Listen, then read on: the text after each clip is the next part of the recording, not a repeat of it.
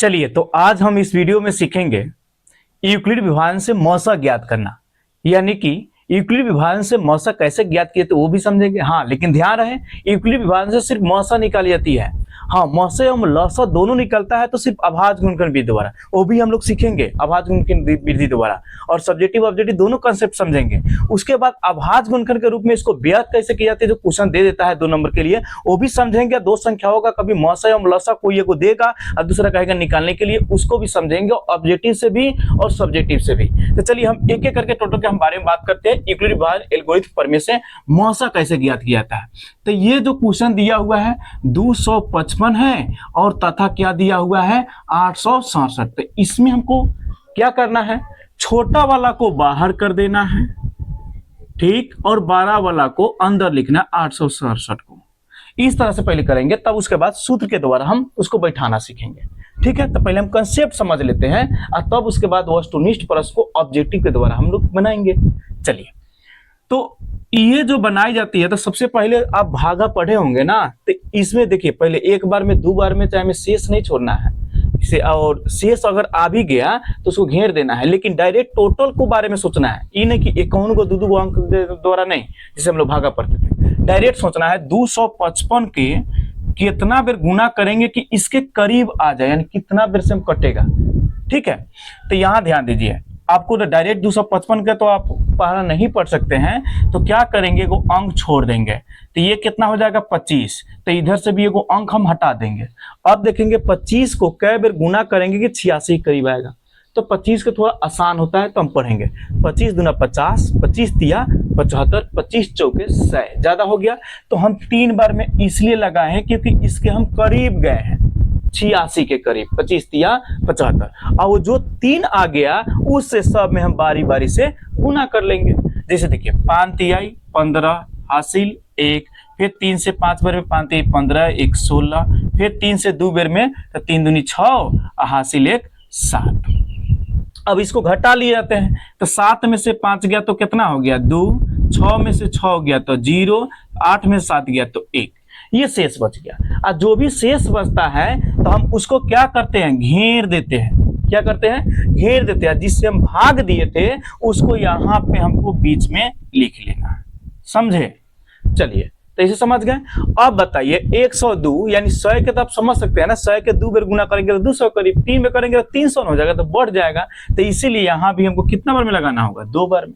और 2 बार में जैसे लगाइएगा तो 102 के 2 बार पढ़िएगा तो कितना हो जाएगा 204, और इसको क्या कर लेना है, घटाओ। तो 5 में 4 गया 1, ये 5, ये क्या हो जाएगा, कट जाएंगे। अब उसके बाद हमको क्या करना है, सब में यही प्रक्रिया, जब तक ना कटे तब तक ये प्रक्रिया अपनाते आपको जाना है। तब उसके बाद भाषा में यहाँ लिख करके सजा देना रहता है, बस आपका हो जाएगा आंसर। देखिए अब ये शेष बच गया, तो हम क्या सीखे थे, शेषुआ को घेर देना है और जितना से आप भागा दिए थे उसको हमको बीच में लिख देना है, तो ना लिखने आएगा, लिख दीजिएगा। अब 51 के 2 बार पढ़ेंगे तो इधर निश्चित है कट जाएगा, 1 दूना 2 और 5 दूना 10, ये कट गया। तो इसके आगे बढ़ने की जरूरत नहीं है। अगर यहाँ शेष बचता तो फिर इसको घेरते, फिर आगे बढ़ते, कब तक ये प्रक्रिया चलते, जब तक कट ना जाए। ठीक है, अब इस तरह हम फॉर्म में लिख दिए। हमको क्या ज्ञात करना है, यूक्लिड विभाजन एल्गोरिथम प्रमेय से, यानी रूल के द्वारा, फॉर्मूला द्वारा। तो यूक्लिड विभाजन एल्गोरिथम प्रमेय से यूक्लिड विभाजन से सूत्र जो होता है, सूत्र के फॉर्म में आपको लिख देना है, यानी सजा देना रहता है। तो यूक्लिड विभाजन से, ये हम शॉर्ट में हम लिख देते हैं, कोई बात नहीं है। एल्गोरिथम पर में ना भी लिखे तो कोई बात नहीं। यूक्लिड विभाजन से इसे शॉर्ट में हम लिख दिए, और उसके बाद लिखेंगे a बराबर BQ प्लस R, ये सूत्र होता है। लेकिन ध्यान दे, कभी कभी ऑब्जेक्टिव यहाँ से पूछ जाता है, पहले कॉन्सेप्ट समझ लीजिए तो ऑब्जेक्टिव भी इसको बताएंगे। चलिए, तो a बराबर BQ प्लस R, यानी a किसको बोलते हैं, यहाँ को बोलते हैं जिसको हम हिंदी में कहते थे भाज्य, ठीक, और b इसको बोलते हैं जितना से हम भाग करते हैं, और q इसको बोलते हैं जो भागफल प्राप्त होता है, R उसको बोलते हैं जो नीचे सबसे बच जाता है, यानी शेष जो प्राप्त होता है उसको हम R से व्यक्त करते हैं। तो देखिए, तो a बराबर BQ प्लस R, तो a के मान कितना है 867, तो ये लिखेंगे 867 बराबर BQ, यानी दोनों साइड वाला को कथी में है, गुना में, b और q कथी में है, गुना में, तो दोनों साइड वाला क्या करना है, गुना करना है। तो 255 गुने 3 अब प्लस शेष यानी आर, तो आर यानी कि इसको भागा जो किए थे तो शेष इससे क्या प्राप्त हुआ था 102, तो उसको हमको लिख देना है 102। ऐसे ही आपको सजाना रहता है। फिर उसके बाद किस संख्या में भाग दिए हैं, तो 255 में भाग दिए। कितना में 255। अगर उसमें आपको बार बार देखने में कठिनाई होती है तब यहां भी इसे आप उठा सकते हैं। इसके बाद किसकी बारी है, यहाँ 255 का जो शुरू में आपको दिख रहा है, तो 255 इसमें ढूंढिए कहाँ है, यहाँ है, तो दोनों साइड को गुना में लिख दीजिए और 255 से जो घट करके शेष जो बता है उसको प्लस में लिख दीजिए। तो देखिए 255 यहाँ है, ये दोनों साइड कथी में 101 और एगो 2 है, तो दोनों को गुना में 102 और गुने 2 और नीचे इसका शेष बचा है कितना 51। फिर उसके बाद इसी में जस्ट देखिए शुरू में कौन आपको अंक दिखाया था 102, तो फिर लिखना है 102 बराबर, तो 102 यहाँ है, तो दोनों साइड कथी में होगा गुना में, यानी 51 और गुने 2 और शेष इसका क्या बचा है, तो कुछ भी नहीं बचा है, तो कुछ भी नहीं बचा है तो क्या लिख देंगे 0। अब आपका HCF तैयार हो गया। HCF बराबर क्या होगा, जो सबसे लास्ट में जिससे कटा है वही आपका HCF यानी कि मौसा हो गया। इसको शॉर्ट में हम लोग मौसा लिख देते हैं, चाहे इंग्लिश में HCF भी शॉर्ट में लिख देते हैं। ठीक है, तो ये लास्ट में किससे कटा है, तो 51 से कटा है, जो यहाँ वाला अंक आया। इसके बाद हम इसको देखते हैं, तो यही 51 जो हो गया आपका क्या हो गया, मौसा हो गया, ये आपका तैयार हो गया। तो इस तरह ये कंसेप्ट हुआ इसको फॉर्म में बनाने का।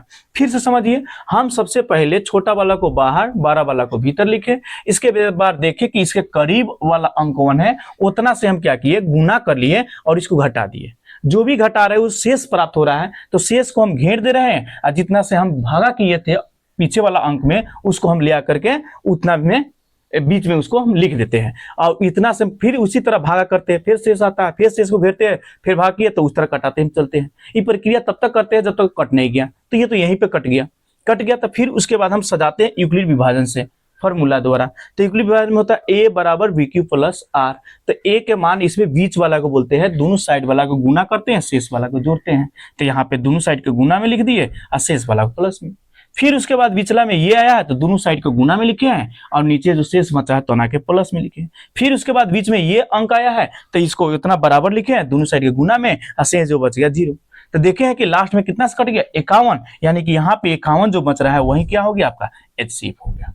ऐसे हम लोग बनाते हैं। फिर एक और समझते हैं, अगर नहीं समझे तो इससे 12 वाला को भीतर लिखे, दोनों में 12 कौन है, 125 76 ये है, छोटा है 40 52, तो इससे हमको क्या करना है, भागा करना है। ऐसे करते थे ना। अब हम देखना है करीब अंक, तो ये तो बहुत बड़ा अंक है, तो करीब देखिए शुरू से आप ढूंढिए, यानी 40 52 का पहाड़ा नहीं पड़ता, तो इधर से 1 अंक इधर से 1 अंक छोड़ देना है, यानी 2 अंक छोड़िए। 40 को तो आसान है आपको पहाड़ा पढ़ना, हाँ, तो 40 के देखिए, 40 के पहाड़ा पढ़ेंगे तो 125 के करीब, यानी 0 है, तो 4 दूनी 8, 4 तिहाई 12, यानी 3 बेर में उसके करीब आप पहुंच रहे हैं। 3 बेर में 4 तिहाई 12 यानी 120, यानी कि 125 के करीब आप आ जा रहे हैं। तो इसलिए ये अनुमान है आपका 3 बेर में। ध्यान देना है कि इतना बेर में नहीं लगा देना है कि इससे ज्यादा हो जाता है कि इसमें से घटाया ही नहीं जा सके। एकदम इतना ना कम लगाइए, यानी 2 बेर में लगाइएगा तो ज्यादा कम भी नहीं होनी चाहिए, यानी उसके करीब वाला अंक तक पहुंचना है उसको गुना करके। ठीक है, तो वही हम लोग करते हैं, जिससे हम लोग भागा सीखे थे वैसे ही बनाना है। चलिए, तो ये 3 हो गया। अब जान गए ना 3 कहां से आया, यानी इतना को हम गुना करेंगे 3 बार में तो हम 125 76 के करीब आ जाएंगे, और जो भी 3 आया उससे बारी बारी से हम क्या कर देंगे, गुना कर देंगे। तो 3 420 आपका जो ये शेष बच रहा है उसको हम क्या करते थे, घेर देते हैं, और उसके बाद क्या करते हैं 40 52 को बीच में ले लेते हैं, जैसे पहले सीखे। फिर समझिए, अब इतना से हमको इतना में क्या करना है, भागा करना है, तो कै बार में लगेगा, तो देखना है 42 है और ये 0 है, तो 1 अंक छोड़ेंगे तो इससे तो हमारा बढ़ जा रहा है। तो अब ध्यान दीजिए कि ये 40 के पहाड़ा कितना में पढ़े कि इतना के हम करीब 405 के करीब पहुंच जाएंगे। तो ऐसे तो हमको बहुत ज्यादा बेर दिख रहा है पढ़ने के लिए, तो हम क्या करेंगे, अगर हम 10 बेर करेंगे तो 4200 हो जाएगा, ज्यादा हो जाएगा, तो 9 बेर पढ़ेंगे। 9 बेर ना करके 8 बेर में लगाना कोशिश करेंगे, यानी बनाने का नियम क्या है कि उसके हमको करीब पहुंचना है। ठीक है, तो इतना को हम 9 बेर अगर गुना करते हैं तो क्या बढ़िया हो गया, यानी 10 बेर अगर पढ़ते तो 4200 नहीं होता, इधर 4052 है। ठीक है, इसीलिए 10 बेर ना करके 9 बेर कर लिए, तो क्या हो गया 9 3 0 और 9 2 18 हासिल 1 और 9 चौका 36 1 37, यानी गुना करके हमको लिख देना है। अब क्या करना है, घटाना है। तो 2 में से 0 गया तो 2, अब 15 15 में से 8 गया तो हो गया 7, ये कितना हो गया 9, 9 में 7 गया तो 2, और ये क्या हो जाता है, कट जाता है। फिर जो शेष बच रहा है फिर हम उसको लिखेंगे, यहाँ पे कर देते हैं हम साफ साफ, क्या उधर जगह नहीं है, द क्वेश्चन लिखा हुआ है। तो 272 को लिखेंगे और 420 को हम क्या करेंगे, फिर बीच में लिखेंगे। फिर हम इतना से हम करेंगे तो देखो 2 दूनी 4 ज्यादा हो जा रहा है, यानी 420 से, तो हम क्या करेंगे, एक बार में ही 272 लिखेंगे और इसको क्या कर लेंगे, घटा लेंगे, यानी माइनस कर लेंगे। तो घटाना कैसे है, 10 में से 2 गया तो हो गया 8, 1 11 11 में 7 गया तो हो गया 4, 3 3 में से 2 गया तो 1, फिर इसको हम घेरेंगे, 272 को फिर लिखेंगे, तो कटे जाना है। ठीक, फिर एक बार लगाएंगे 148, 8 12 12 में 4 गया तो 8 गया तो हो गया 4, ये हो गया 6 6 में 4 गया तो हो गया 2, ये हो गया 1 124 आया। फिर 124 से हम फिर भाग करेंगे कितना, 148 करेंगे। फिर हम कितना बार लगाएंगे, एक बार लगाएंगे तो हो जाएगा 124, घटाएंगे तो 8 में 4 गया तो 4, और 4 में से 2 गया तो 2, ये कट गया। फिर उसके बाद 24 को घेरेंगे, 124 को लिखेंगे, फिर 24 पर 124 में 5 बार में 124 पर 120 होता है, फिर 4 लिखेंगे, फिर लिखेंगे 24, तब हो जाएगा 4 6 24, तो ये जाकर के आपका कट जाएगा, लास्ट में कटा 4 से, तब मौसा होगा आपका 4। यानी कि प्रक्रिया थोड़ा किसी किसी में लंबी हो सकती है, किसी किसी में आसानी पूर्वक से हो सकती है, लेकिन सब में वही तरीका से आपको लिखना है। मैं यहाँ पे लिख के थोड़ा बता देता हूं कि a बराबर BQ प्लस R लिख करके और फॉर्मूला के आधार पर आपको मान बैठा देना है। ठीक है, चलिए तो यहां लिख देना है यूक्लिड विभाजन से a बराबर BQ प्लस जो R होता है वो फॉर्मूला पर सजा देंगे। तो कैसे सीखे थे, ये बीच वाला के यानी कि 125 76 जो है, ये दोनों को साइड गुना में लिखिए, 40 52 गुना 3, और शेष कितना बचा था 420। उसके बाद कौन संख्या आया था, यहाँ 40 52 आएगा। तो 40 52 को दोनों साइड में क्या है, तो यहाँ लिख देंगे 40 52, और दोनों साइड में क्या है 420, और गुना में लिखेंगे 9। अब शेष कितना बचा है, तो 272। थोड़ा फास्ट बता दे रहे हैं क्योंकि उसमें भी बताए थे। फिर उसके बाद आया किसकी बारी, 420 की। तो 420 को देखेंगे दोनों साइड गुना में लिखना है, तो 272 गुना 1, और इसका शेष क्या बचा है, तो 148 बचा है। फिर उसके बाद बारी किसका आया, 272 का, तो ये हो गया 148, आज दोनों साइड में है 148 1, और शेष बच गया था 124। फिर उसके बाद किसकी बारी है, 148 का, तो 148 के दोनों साइड देखेंगे गुना में लिखना है, तो 124 गुना 1, इसका शेष बचा था तो 24। उसके बाद किसका बारी आया, 124, तो 124 को लिखेंगे और दोनों साइड में गुना में लिखेंगे, तो 124 के दोनों साइड में क्या है, ये 24 गुने 5 लिख देंगे और शेष हो गया 4। उसके बाद बारी किसका आया, 24 के, 24 के दोनों साइड में लिखेंगे 4 गुना 6, और शेष बचा कितना, 0। अब यहाँ पे आप लिख सकते हैं कि मौसा जो आया लास्ट में किससे कटा है, 4 से, तब मौसा बराबर 4। ये जाकर के आपका आंसर होगा, ये जाकर क्या होगा, आपका आंसर तैयार होंगे, समझे। तो ऐसे आपको बनाना है, ठीक। तो ये रहा आपका कंसेप्ट, और इससे क्वेश्चन को अगर ऑब्जेक्टिव में पूछता तब हम कैसे बनाते, समझ गए, ये समझ। इसके बाद हम इसको ऑब्जेक्टिव में कैसे बनाना होगा, उस क्वेश्चन ऑब्जेक्टिव पूछता है। तो एक तो सबसे बड़ा चीज ये होता है कि a बराबर BQ प्लस R, ये कब होता है, ये तभी संभव है जब 0 से 12 होनी चाहिए या बराबर, ये बराबर की भी चिन्ह है, कौन चीज का, R का, और R से भी 12 क्या होनी चाहिए, B का मान होनी चाहिए।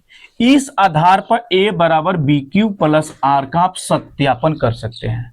फिर पूछिएगा सर कैसे ये मान ले, तो देखिए हम किसी भी संख्या में अगर हम भाग देते हैं, मान लीजिए 3 और 5 से हम भाग कर दिए, 3 से 5 में, एक और दे देते हैं 4 से 12 में, इस तरह से हम भाग करते हैं। तो जब भी हम जिससे भागा करते हैं तो हम 3 इकाई 3 इस तरह हम लिखेंगे, और शेष क्या प्राप्त होगा, 2। तो ध्यान दीजिए ये आपका B है, सॉरी ये आपका A का मान है, ये B, ये Q, ये शेष। यानी कि क्या हो रहा है, शेष का मान जब भी आ रहा है तो इससे 12 हो रहा है किसका मान, जिससे आप भागा दिए। तो शेष को आप कथी से मानते हैं, R से मानते हैं, तो R से 12 कथी का मान हो रहा है, B का मान। और शेष आपका 0 भी हो सकता है या 0 के बराबर भी हो सकता है, 0 से बराबर भी हो सकता है या 0 से 12। यानी कि ये शेष जो 2 प्राप्त हुआ है ये 0 से 12 है ना, लेकिन यहाँ पे आप भागा कीजिएगा 4 3 12, तो ये तो कट गया, तो यहाँ पे शेष जो है आपका 0 के बराबर है कि नहीं है। तो इसीलिए कह रहा है कि 0 के बराबर भी आ सकता है शेष का मान, या 0 से 12, यहाँ पे 0 से 12 भी हो सकता है, लेकिन हमेशा जितना शेष बचेगा उससे अधिक कथी का मान होगा, B का मान होगा। इसलिए कभी कभी कोई बुझावल बुझाता है, कहता है कि कौन ऐसा संख्या है जिसे हम 3 से भाग करेंगे और शेष क्या होनी चाहिए, 4 होनी चाहिए। शेष कितना हो जाएगा, 4 हो जाएगा, या 3 ही हो जाए। तो ये संभव है, ये नहीं है। क्या कि किसी भी संख्या से आप भाग कीजिएगा तो शेष उतना नहीं होगा और न उतना से ज्यादा होगा। जब भी होगा शेष, तो अगर 3 से भाग करते हैं तो 0 हो सकता है, 1 हो सकता है, 2 हो सकता है, या तो 3 हो सकता है। ये चीजें आपका शेष में प्राप्त होता है। यानी कि जितना से हम भाग करते हैं शेष हमेशा उतना ही छोटा होता है। इसका मतलब शेष से 12 होता है जिससे हम भाग करते हैं, यानी जिससे भाग कौन करते हैं, बी। यानी हमेशा शेष से 12 होता है बी का मान। ठीक है, शेष से कथी का मान होता है, 12 होता है बी का मान। तो शेष से 12 है कि नहीं, बी। लेकिन शेष 0 के भी बराबर हो सकता है या 0 से 12 भी हो सकता है शेष मतलब आर। तो इसलिए ये फॉर्मूला आपका रहता है कि a बराबर बी क्यू प्लस आर कब सत्यापन माना जाएगा, तब जब 0 से 12 होनी चाहिए आर या बराबर होनी चाहिए, लेकिन कन्फर्म है आर से 12 होनी चाहिए। किसका मान, बी का मान। यहाँ बराबर के चिन्ह यहाँ नहीं हो सकता, क्योंकि जिस संख्या से आप भाग दे रहे हैं तो उतना शेष आता है, नहीं ना आता है जिससे आप भाग देते हैं किसी भी संख्या में नहीं आता है। तो इसलिए ये ऑब्जेक्टिव फॉर्म है। फिर हम आपको बताए हैं कि मान लीजिए कि 255 आता था 867 का, हमको HCF शॉर्ट में पूछता, ट्रिक बताइए तो कैसे बनाते। तो आपको सोचना है कि कौन ऐसी संख्या है जो दोनों का क्या कर दे, विभाज कर दे, दोनों का क्या कर दे, विभाज कर दे। तो अगर आप देखिएगा तो 51 मिल जाएगा। फिर कहिएगा सर डायरेक्ट 51 कैसे बता सकते हैं, तो देखिए हम छोटा छोटा इसको तोड़ करके भी देख सकते हैं कि कौन सी संख्या है जो दोनों का क्या कर दे, काट दे। लेकिन अधिकतम संख्या आपको लेना होता है जो सबसे बड़ी संख्या जो 51, और नहीं तो ऑप्शन में दिया रहेगा कहीं 51, कहीं 54, कहीं 56। तो ऑप्शन के द्वारा देखिएगा कौन संख्या जो दोनों का क्या कर दे, काट दे।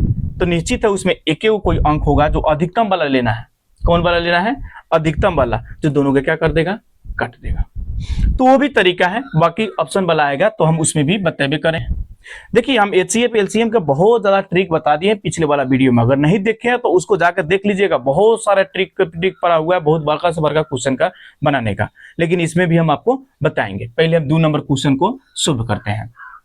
अभाज्य गुणनखंड के द्वारा हमको